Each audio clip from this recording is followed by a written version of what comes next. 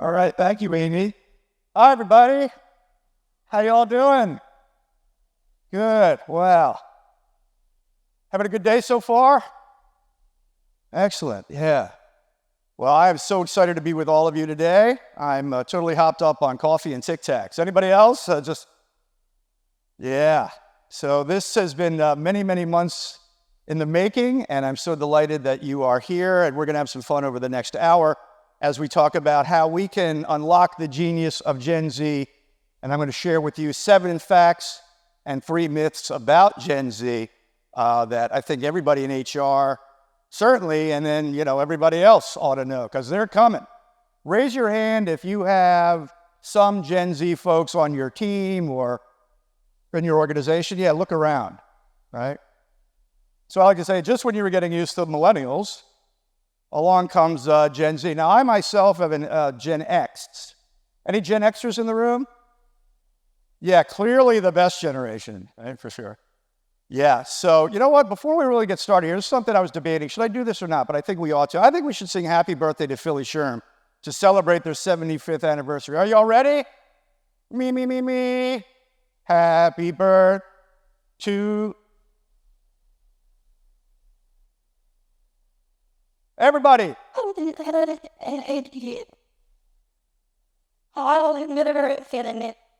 Lovely. Give yourselves a round of applause. Excellent. Let's meet Generation Z, shall we? Or, if I was delivering this presentation in London, I see Z people. Thank you very much, Carol. I appreciate that.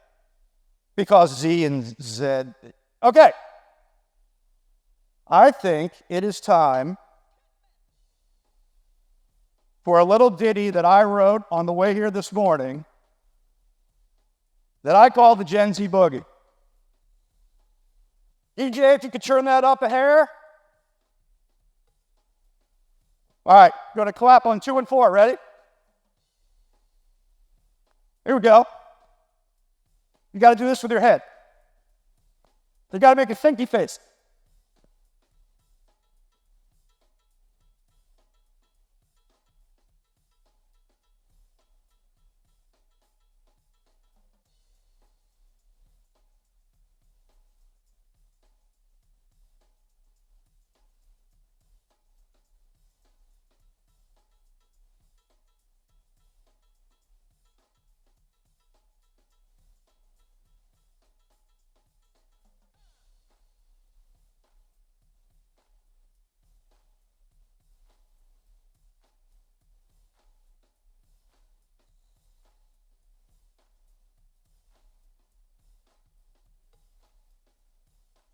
The Gen Z Boogie, ladies and gentlemen. All right. I did that for no other reason than it's just fun. What are we talking about? Well, we're talking about folks who were born between the years 1997 and 2012. Now, the research that I've seen suggests that that's when these folks were born. You might see some other studies or some other pieces of research that have those years a little off, but that's more or less what we're talking about. So how many of you have a Gen Zer at home? Anybody? Quite a few of you. Okay. So I have a 13-year-old daughter. She was born in 2011, so I guess she fits the bill here. And so I've learned a lot from her with regard to this program. And she's like, Daddy, that's not true. I'm like, okay, I'll take that one out, So she was a bit of an editor for me. But I actually didn't know that much about Gen Z before I was invited to give this program. So I learned a lot about them. I learned a lot of stuff that, maybe supported some assumptions I was making. And I learned a lot of stuff that I was way off. All right? As we get started here, I want to just share that the content is not necessarily representative of every single Gen Zer out there. The research looks at millions of Gen Zers and talks about broad patterns and themes, right? So if you have a Gen Zer out there who doesn't necessarily fit one or the other category here, that's totally normal, okay? I think of Gen Zers, anybody know what these are on the screen? So these are called boom whackers, and I use them in some of my programs.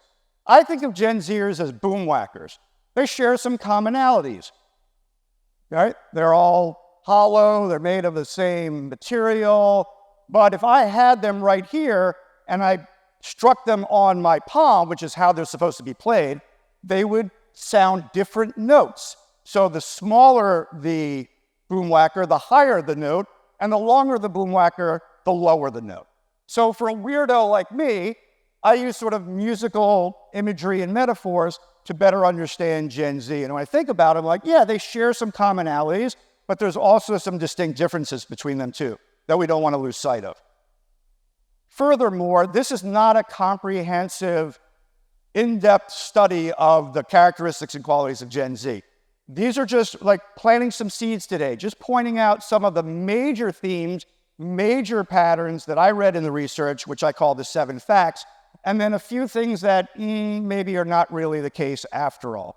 So if you like what you heard today, I encourage you to go out and continue to read about this amazing generation, because this is not a comprehensive program. Okay, let's have a little fun here as we get to know this generation. Who are we talking about? 68.6 million. In the context of Gen Z, what do you suppose this number represents? Go ahead and quickly, in 10 seconds, chat with your neighbor. What do you suppose this number represents? All right, shout it out. What do you think? Entering the workforce? Close. It's actually the number of Gen Zs living in the US. Okay? So, good guess, but there's quite a few of them. True or false? Gen Z is the most ethnically and racially diverse generation in history. Raise your hand if you think true. Raise your hand if you think false. Okay, the trues have it, that is in fact true. So if you live with a Gen Zer or work with a Gen Zer, you've probably seen this, show up. The phrase 10 years old in the context of Gen Z, what do you suppose the significance of this phrase is? What's that? Yes. The age when the average Gen Zer received his or her first mobile phone. Right? They are truly the first generation born into the digital age. Okay, so it sounds like some of you are a little surprised by that statistic. While salary is the most important factor in deciding on a job, Gen Z values salary less than every other generation. True or false? Surprisingly, to me at least, that is true. So we're not saying that they don't want a nice salary or a good salary. They do, but compared to previous generations, there are other factors that are as important or even more important than salary. We'll get to those in a bit. Some of you may know this one. The meaning of 7 hours and 18 minutes in the context of Gen Z. That one was easy. The average daily screen time of Gen Zers.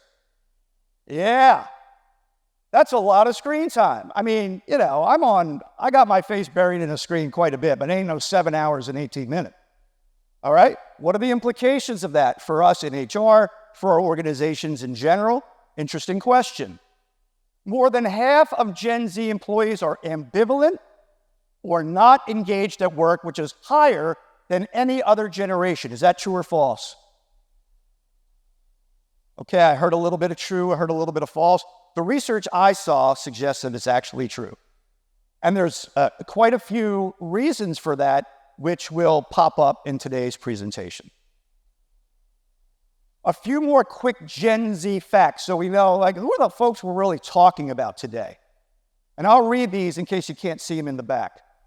They're the most stressed out generation. They're more likely to report being anxious, depressed, and distressed than any other previous generation. They're most likely of all generations to report poor mental health. They have falling levels of trust for all institutions, political, academic, corporate. Maybe you've seen some of that in your work in your respective organizations. And they're experiencing something I wasn't aware of. It's called money dysmorphia. I'd heard of body dysmorphia, but not money dysmorphia. That is an unusual distortion, a distorted feeling of insecurity around finances, even if they have, an ample income. Now, why do you suppose many of them might be suffering from financial dysmorphia? Huh? Right? They're looking on social media and seeing all these influencers on their yachts and the fancy clothes and everything going, gee, there's no way that I can keep up with that. So this is just a broad picture of the generation that we're going to be talking about today.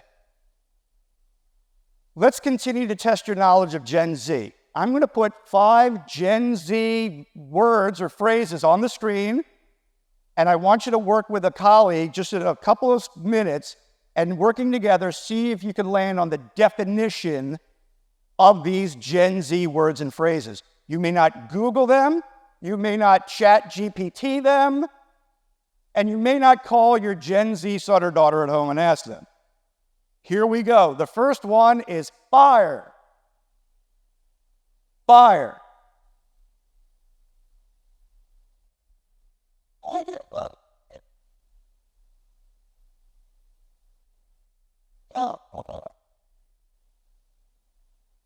And of course, if you're working alone, that's fine too.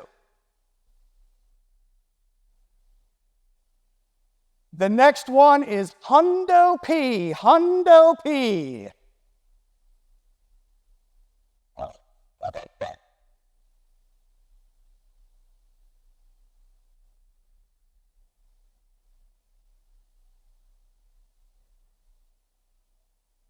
The third one, cappin', as in you be cappin'.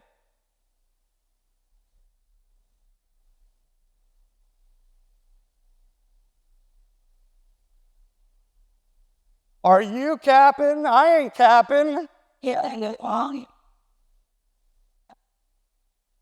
Number 4, and by the way, not to be confused with that delicious Gen X cereal, Cap'n Crunch. She literally grimaced at that. Note to self, strike Cap'n Crunch joke. Number 4, flex. Flex.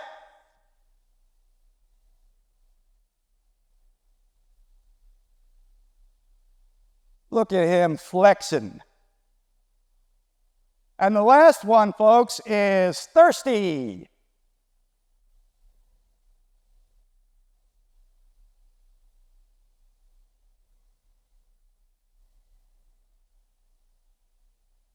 All right, now, I don't have time, to ask for examples of each of these. So I'll just share them with you, and then you can discuss whether you were close or got it completely right or way off.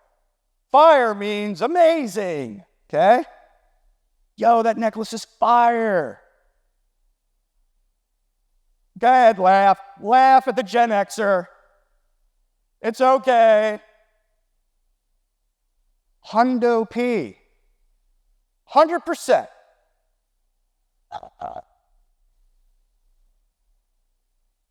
You going to be at that party later? Oh, Hundo P.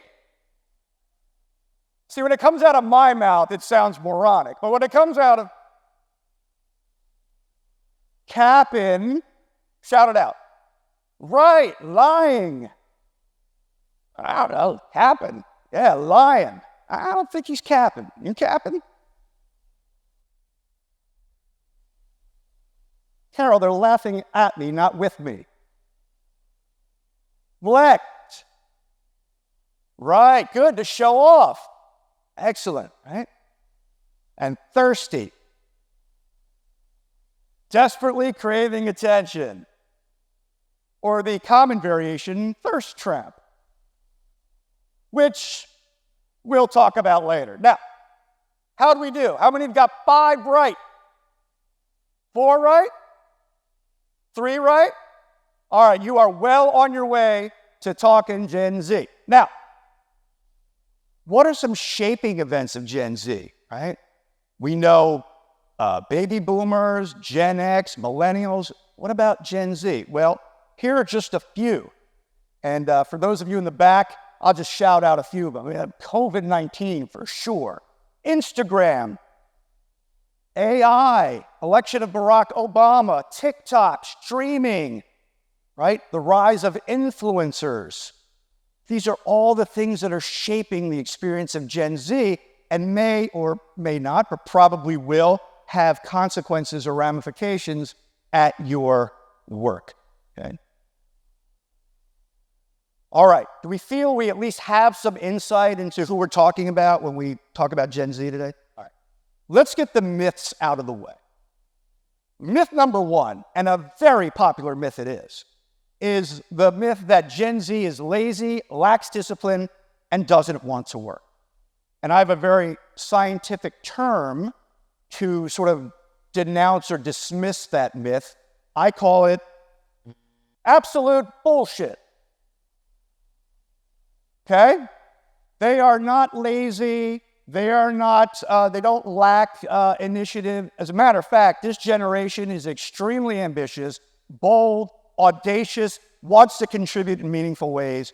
And sometimes when they don't get that opportunity, it sort of leaks out in behavior that can be labeled as lazy or apathetic. Not the case.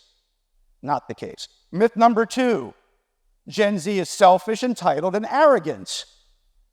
Okay? Jodie Foster, within the last few weeks, made news, perhaps you heard, when she called Gen Z difficult, right? They're difficult. And then she went into, oh, they get up late, they don't want to come in, and right? There is this prevailing myth from older folks like me.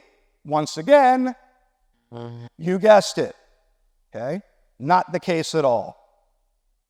And number three, Gen Z is addicted and obsessed with technology. Now, that's a curious one. That's a curious one. But I'm going to call BS on that one because in my research, it's not that they're obsessed with technology or so focused. They use technology. They understand technology. They're looking for ways to leverage technology in ways that are going to make their lives easier, but I wouldn't necessarily refer to it as an obsession or fixation. Having said that, the prevailing iconographic image of Gen Z on the internet is, okay? So I'm not saying that Gen Z never takes selfies or doesn't like to post photos on Instagram and Snap. They do, but we just have to be cautious because they're about a lot more than just this. And I think this popular imagery that we associate with Gen Z is not really accurate. In my research and the young people I've talked to that you will see in videos momentarily, I found them to be tech-savvy, progressive, open-minded, creative, entrepreneurial, diverse, ambitious, socially conscious, independent, adaptable, collaborative, talented, opinionated, badass. They are badasses. These are young people who have incredible ideas, who have clear voices about what's right and what's wrong, and they're coming. And so I think it's incumbent upon us, especially HR practitioners, because we have our finger on the pulse of the people, human resources, right? We can drive the efforts and the initiatives that are going to make these worlds come together. If they are badasses, if they are coming with a boatload of gifts and talents and skills, why do so many older folks feel this way about it? And they realize they can just do content creation or open online businesses or just scam. Like, there's plenty of ways that they know how to unlock ways to get rich, or at least in a comfortable position financially to where they don't have to deal with these jobs that they don't like coming to. So their whole attitude about coming to work, they're not honored to work for these companies. They're not honored to serve people. They don't care. They don't care. And that's what I've been noticing since the pandemic. Like, a lot of these jobs aren't increasing the pay. They're making it harder for people to just have regular living conditions. And these teenagers and these people in their early 20s, they're too ambitious. They're not here for it. They're not feeling it. They're not with the bullshit. They want their money. And if they don't feel like it's worth it, they're not going to perform. I don't feel like they're motivated to perform. And that's mostly what the problem is. I could blame management, but I think the motivation to actually give your best is just not there because the money is not there. But that's what I've been noticing. Like, nobody that comes to work actually wants to perform and have passion with their jobs. It bothers me as a customer because I want my service with some love, but also understand. Okay. I am not dismissing or devaluing the experiences he may have had with young people. We've all seen that movie before. Sure, we've encountered, Gen Z folks that seemed apathetic or checked out. I've also encountered millennials and Gen X and baby boomers who demonstrated similar behavior. So we have to be very careful not to paint too broad a brush of an entire generation based on, a handful of encounters that, may not have been ideal. Because the deeper you go into learning about this generation, the more you come to understand that this perspective, while I value it and I respect it, I don't think it's quite fair, and I don't think it's quite accurate. So that brings us to our fact portion of the day. And here's where I'll just remind you that not every fact will be reflected in every Gen Zer but these are broad patterns, broad themes. Remember the boom whackers, right? A lot of Gen Zers demonstrate or exhibit what I'm about to share with you. In my research, I think the number one characteristic or quality was this. They place a huge premium on flexibility, autonomy, and work-life balance. And for most of you, this will not come as a surprise, okay? Flexible work arrangements are a crucial workplace quality for this generation. They are pushing back on hustle culture that encourages long hours, okay? So, every generation wants the work-life balance. That's not a new concept in HR, but for Gen Zers, perhaps more than any other generation, this is a thing. This is something that they are evaluating prospective employers on. And if there ain't enough work-life balance, they're gone, okay? Turning down promotions to managerial positions. Isn't that interesting? My generation couldn't wait to climb the corporate ladder to get to the top. Same with Gen Z. They want to succeed. They want to make their way to the top of the organization, but they are unwilling to adopt or accept the grind that's so associated with being a manager. A lot of that is based on experience. They've seen their own managers burning the candle at both ends, and they're like, you know what? Not for me. Interesting. I'd like to introduce our first real live Gen Zer, a young man by the name of Robbie. He's a high school, his mom's right here in the front here. Is he a junior? Oh, all right, I got it wrong. He's a high school junior. Listen to what he says about the role of flexibility in his search for a prospective employer when he graduates. And flexibility is super important in terms of being able to work remote or come in at various hours and make jobs more quota-based. So if I finish my work at 3, I don't have to hang out till 5, like watching a clock hand move in circles. I definitely think the majority of autonomous work and majority of work in general can be done from home. But I do definitely understand and see the need for going into the office for like large meetings or presentations or anything that really needs hands-on group work, I think should be done in person. But anything that you're either doing by yourself or 1 or 2 people, there's no reason to have to go into the office for that. Would you be, let's say there was a job opportunity that required you to be in the office 5 days a week. Is that something you would ever even consider? Or Yeah. is that, would that be a, a deal breaker? I'd be fine with it as long as they kind of, back to that flexibility piece, weren't making me stay there. I have to be in at 9 o'clock and I cannot get up from my chair until 5 o'clock. As long as there's still flexibility, then I'm 100% fine going into the office 5 days a week. Wouldn't prefer it, but I'd do it. Okay. So I don't know about you, but when I was in corporate 20 years ago, you came in, a few minutes late or left a few minutes early, you get the stink eye from one of your colleagues. Okay? Totally new world now. Flexibility, I heard that in almost all of these interviews. Let's take a listen to another Gen Zer. Her name is Asha, and she was a former student of mine, and she recently got a position at Gallup in Washington, D.C. Let's check it out.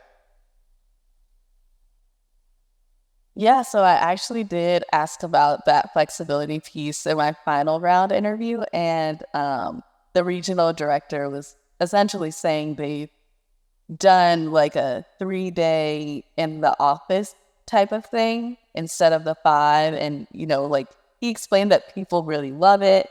And, that's something that I haven't done before. So at first I was a little hesitant, but going every day and seeing how truly flexible it is, I've spoken to some associates and they said that even though he said it's a 3-day in the office, he said he meant it really loosely and casually. So sometimes people won't even come in on the Thursday. Some people only do twice a week. I spoke to someone that didn't come into work the whole week last week, and now they've been in the office for a few days. So it's actually cool to see how laid back and flexible they really are, just as long as you're getting your work done.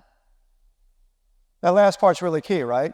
Just as long as you're getting your work done, right? So again, by the way, you have these 7 facts and 3 myths on a little card in front of you, just as a little takeaway. Put it on the fridge at home, and your spouse will go, "What the heck is that?" But yeah, as long as you're getting your work done. So some of us in our HR roles may need to be doing a lot of thinking about, some of these preferences and predilections, you know what I mean, that Gen Z has. And maybe your company is anticipating this and has already made some changes, or maybe, it's time to start thinking about it. Fact number 2 is very high interest in diversity, equity, and inclusion. Now, this is a theme that's come up repeatedly today. It's something that we all feel is important. Gen Z is all in, right? 110%.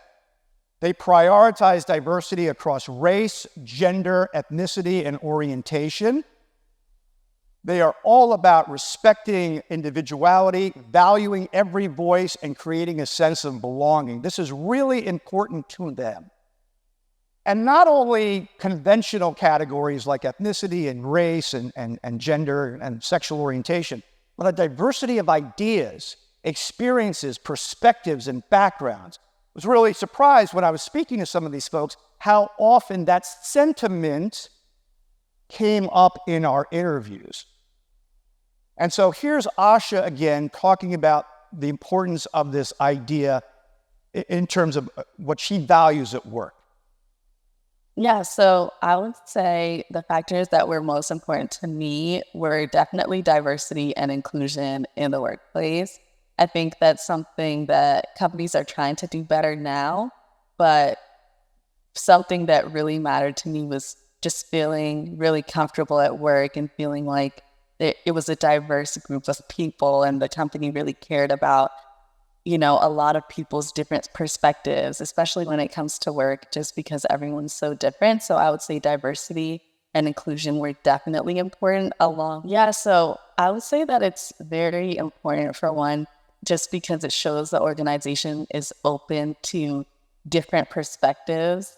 So everyone's different. So having just one perspective isn't really enough, especially if an organization cares about growing, advancing, and, just especially in today's time. I feel like that's just crucial for all organizations, but then also for people that come into the workplace. It's nice to look around and see someone like you at the office. Sure. Yeah, it's actually such a luxury that because So when I worked at my past organization, I was the only one that looked like me. And it was really hard to like connect with people. It was nice to connect with them like on a, you know, overall basis, but then, you know, coming here and seeing many different people that look just like me, talking to them about their experience, and then even people that don't look like me, it's really nice talking to them as well. So just having like a variety of people around you that can offer different perspectives, and then also different pieces of advice that are going to be useful at work. So I think that's super important. And here's Laura, who is a sophomore at Wesleyan University. A company that, you know, in today's day and age, I do think incorporating as many diverse perspectives as possible. And I think diversity looks like a lot of different things. I don't think it just means race. I don't think it just means gender, but it means a breadth of experiences. And so those other factors might be part of it. But maybe, you know, going from a wide pool, hiring people that you might not have expected to hire, who might bring new ideas, fresh blood in an industry that might have been long established. I think that's very important to me. And I think also making real changes that are tangible, and not just talking a big game without doing anything. Okay. So you hear this valuing not only of traditional categories of diversity, but also sort of a broader concept in terms of being open to new voices, perspectives, and ideas. That was very present in the interviews that I conducted. Okay, let's move to fact number 3.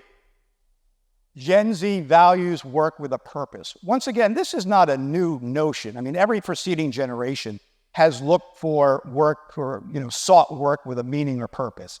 Once again, though, I think with Gen Z, it's amplified to the point that they will, you know, if they're making a good salary, but the work has no meaning to them, they are willing to walk away from a nice salary, okay, which was very interesting to me. Now, the good news is you don't have to, you know, save the world for work to have meaning.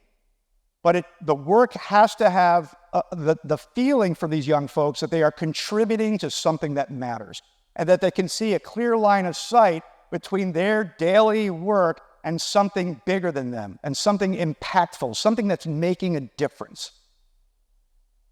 3/4 of Gen Z ranks purpose as more important than salary.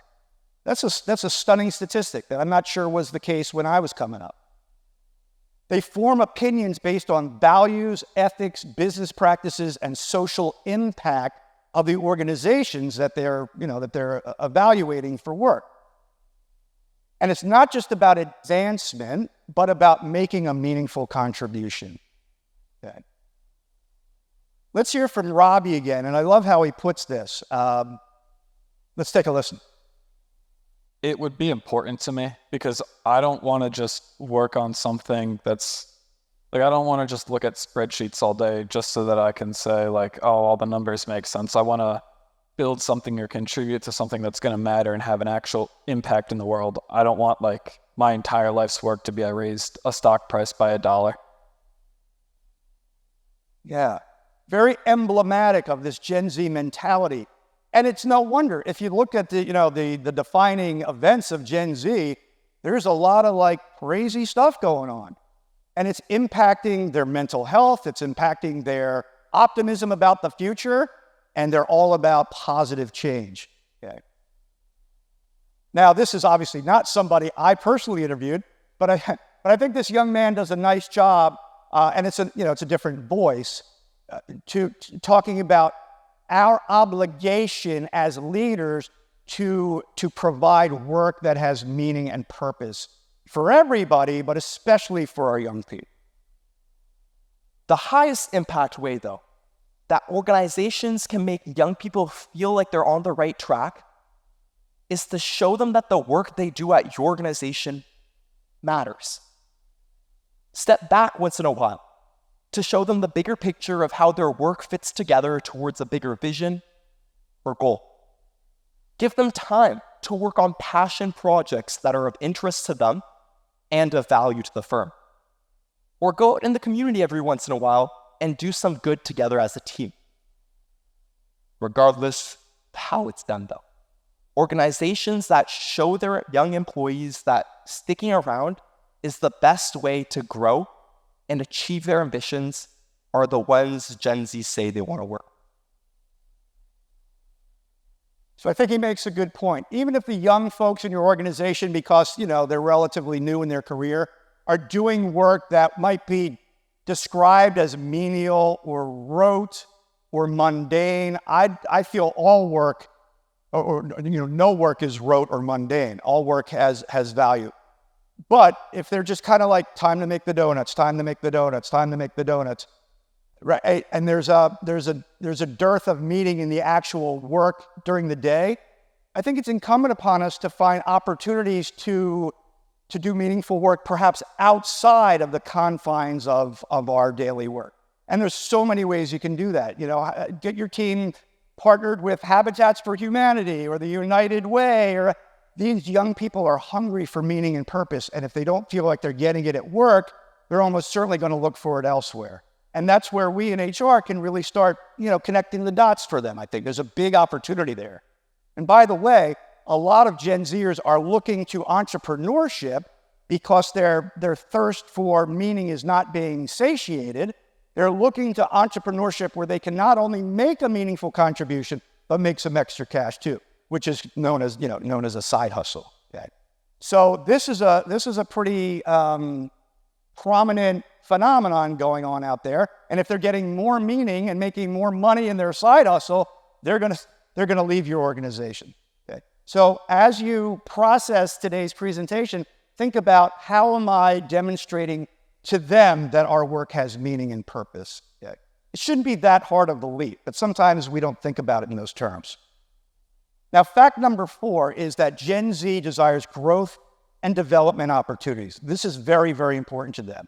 Now, when I was coming up, I wanted growth and development opportunities, but for Gen Z, it's a little different, right? A little different flavor here. They have a strong desire for continuous learning and clear career paths. That's true, but maybe unlike people my age, they expect and want real-time feedback and lots of it. As far as I was concerned back in the day, no news was good news, right? If I wasn't getting feedback, I assumed that I was doing the job well. The Gen Zers I spoke to and read about, they are hungry for that kind of feedback. The once-a-year performance review ain't going to cut it, okay? Now, I'm not saying your feedback needs to be, nasty or punitive, but it can be honest, it can be candid, it can be constructive, and it ought to be all those things. Gen Z, I find, contrary to the myth about them, they can take it. They're not going to wilt. If you say, hey, I have some suggestions on how you might do that better. Or even better, what suggestions do you have for doing that differently in the future? Pull it out of them as opposed to just, handing that to them. Make them work a little bit for it. They want managers who are invested in their growth, not just the department's goals. And you heard Asha talk about earlier, having a leader who really is a good coach or is a good mentor, where the success of the young person is undeniable that is something that the manager is concerned with. Gen Z is looking for those relationships. And if they don't get them, they may leave, in their search for that. As a quick little takeaway, the way of disseminating feedback that I think will get the most impact from Gen Z is frequent, all right? There's no magic formula for that. I can't say it should be X number of times a day or a week, but right? You know when you've stepped over that line and now you're just kind of being a pain, right? But let them know both the good and the bad and the ugly. Timely. So don't wait 2 months and say, back in December around the holidays, right? I use the 24 to 48 hour rule, right? Maybe 24 hours to craft what you want to say and how you want to say it. That's fine, but no more than 48 hours, because the more recent the feedback, the more impactful it's going to be. direct. These are not, fragile little things. They are ambitious. They are audacious. They want to be successful. And if that means some constructive, sometimes tough feedback, yeah, they want to hear that. Provide the why. Provide the why. So don't just give feedback and walk away. Say, and here's why I think this is going to make you more successful. Here's why I think this is going to save you time in the future. Provide the why. Connect the dots for them. And finally, and maybe most importantly for us as leaders, managers, supervisors, in positions of authority, ask them for feedback. The best leaders I ever had when I was in corporate would regularly ask me, how am I doing, Mike? Are you getting the support, the resources, and the tools you need to be successful? So if you're going to give your young folks feedback, be prepared to ask for it. And they will respect you for that. You will engender loyalty and camaraderie and trust and all the things that we want to have in a work experience. Now, fact number 5 sort of piggybacks on that idea. They want truthful, respectful, caring leaders. So, my father's generation, whatever came before baby boomers, the greatest generation. I mean, he's in his 80s.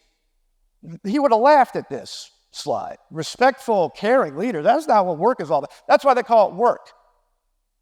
Okay? Things have changed. There's no reason why we can't lead and be respectful, lead and be caring, lead and be empathic. We got to throw out that antiquated owner's manual that says leaders have to be, hammer people over the head. That's what leadership is. It's not. Dwight Eisenhower, World War II general and later president of the United States, said, you don't lead by hitting people over the head. That's assault, not leadership. And that's more true today with this generation than ever. I think that people think they're kind of like fragile and, grow a spine and everything when they ask for respectful, compassionate, and empathic leaders. I don't believe that at all. I think it is our obligation to create and cultivate these kinds of workplaces. Why? Because you get better stuff out of people. They value honesty 5 times as much as years of expertise in their leaders. Think about that. They seek trust and support in a manager above any other quality. And they value leaders who demonstrate integrity through consistent actions and ethical behavior. That wasn't always the case.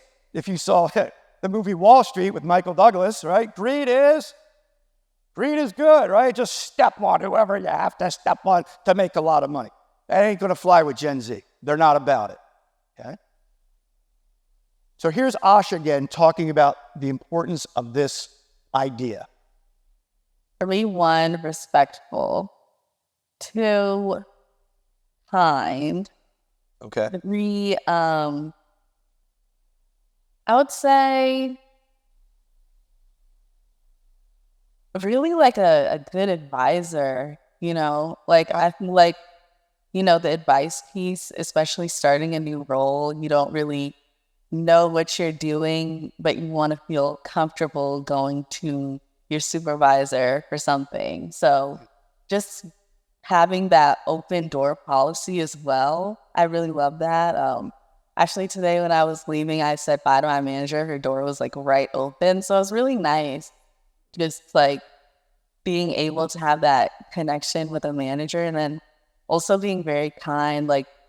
She walked with us to get coffee the other day, and it was so cool, talking to her outside of work. And sometimes I forget that she's a manager, and she just seems like a fellow associate. So it's really cool to just have that kind of relationship with someone higher than you that you respect, but then also still feel comfortable going to. All right, great anecdote. She walked with us to get coffee, that made such an impression on her that she's relaying it to me in our interview. It doesn't take a lot of heavy lifting, folks. It's just, there's a saying, the little things, well, they ain't so little. I think that's really true when it comes to the stuff we do in terms of human relationships and building workplaces where people actually want to come and spend hours a week. this is the stuff. This is the glue of healthy organizations that she's talking. Fact number 6. I heard this a lot in my interviews. Gen Z wants to be heard, valued, and respected. Why? Because I heard firsthand that a lot of their ideas, a lot of their notions are dismissed because, why? They don't have the experience because of their age. They don't like that, okay?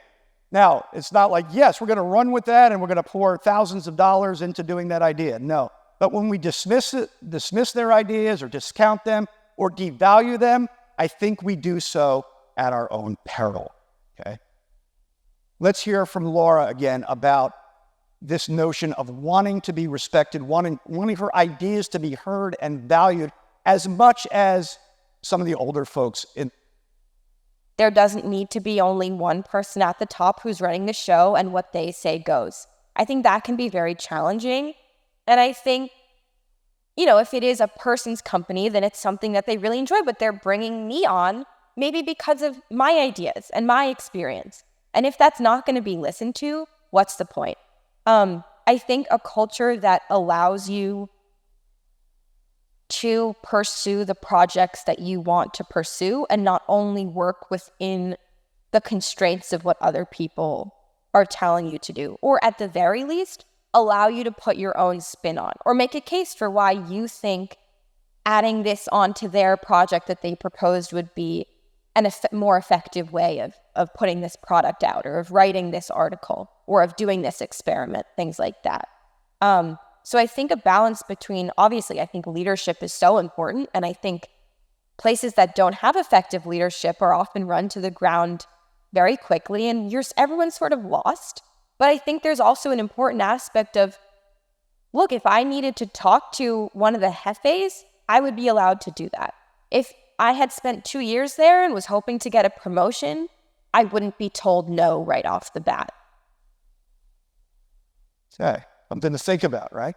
So if you have some Gen Zers coming into your team, coming into your organizations, you're going to have to kind of navigate what Laura's talking about here, because it's like, well, maybe you shouldn't, just pick up the phone and call the CEO, right? I'm not sure that's the right thing to do. Nonetheless, we certainly want to entertain your ideas. I mean, that's why we brought you here. So there may need to be a little bit of negotiation there, and of course, that's going to look different for every team. But that's an important conversation to have. And I have the sun directly in my face if you look right back there through that window, right? So if I'm squinting, it's because of. Okay, here are 3 key messages that if you can work into your repertoire regularly with your Gen Z folks, it's going to make a big difference. They are, number 1, I see your good work. I see your good work. Number 2, I value you and what you're bringing, your youthful energy, your bold ideas, whatever it is. I see you, I value you, and maybe most importantly, and we're going places together. I see your good work. I value you. We're going places together. Now, you don't have to, this is not a script to read verbatim, but these are the sentiments that you should, bake into your one-on-ones and make sure your Gen Zers understand that you value what they're contributing. Okay. Our final fact is the notion that they prioritize mental and emotional health and well-being. And it's no surprise, given that list of stressors that we talked about earlier, whether it's COVID or whether it's the high price of buying a house these days or the rise of AI, whatever it is, these folks are stressed out, okay? Young adults report higher stress levels than any other previous generation. There are health and finance-related concerns at the top of their list, but there are many others as well. Job prospects, career decisions, personal safety, climate change, the aftermath of COVID. This is a generation that was traumatized. We were all traumatized by COVID, but these folks are trying to find their way in this post-COVID environment, and man, some of them are finding it difficult. So once again, this is not an interview I conducted. It's from a news program. But this young lady, I think, does a really nice job of crystallizing this idea? Danielle, there's been a real shift in the way we see and talk about mental health here. I'm aware of the risk that I run of sounding very old. When I entered the job market, there was this pressure of just hustling, of getting as many jobs and as much experience as you could possibly get. But now this hustle culture really is perceived as not being super healthy. Yeah, I think at the core of it, when we hustle, we abandon taking care of our mental and physical health. And without our health, we have nothing. And when we prioritize just what makes us human and what we need in terms of rest and to refill our cup to approach our work with more energy, then it is a win-win for everybody. We take care of ourselves. Our employers have lower turnover. They have reduced healthcare costs.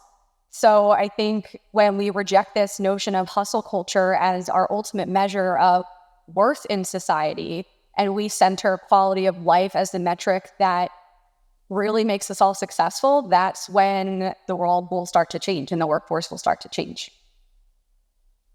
Yeah. So this health and well-being thing, obviously not a new concept. But once again, I think the key here is Gen Z is going to be evaluating your organizations based on a lot of these issues that we've talked about today, including this one.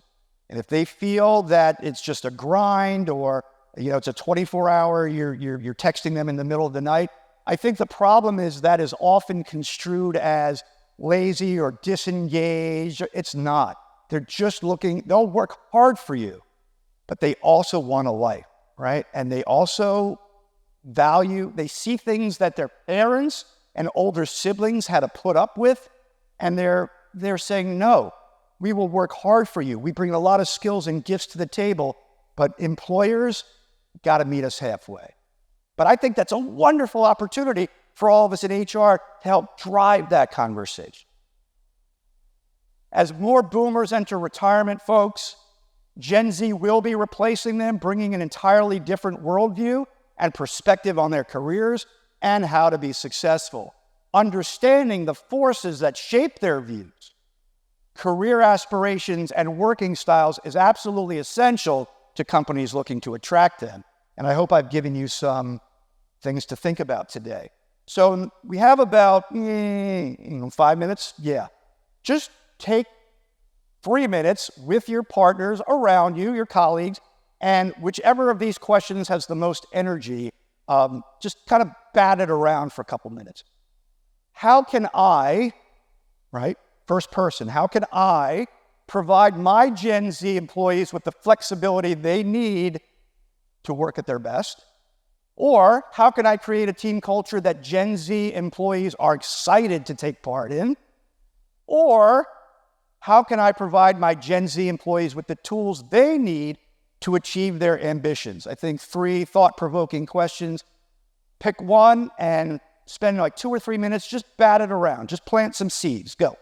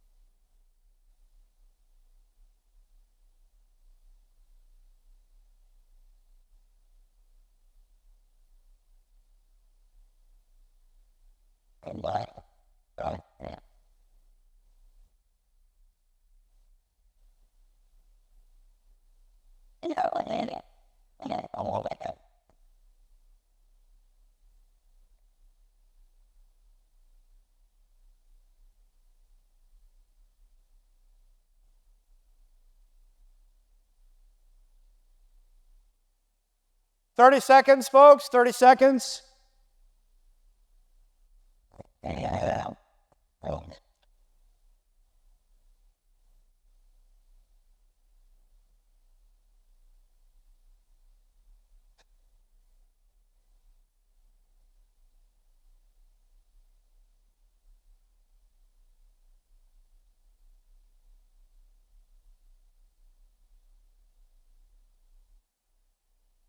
Charge.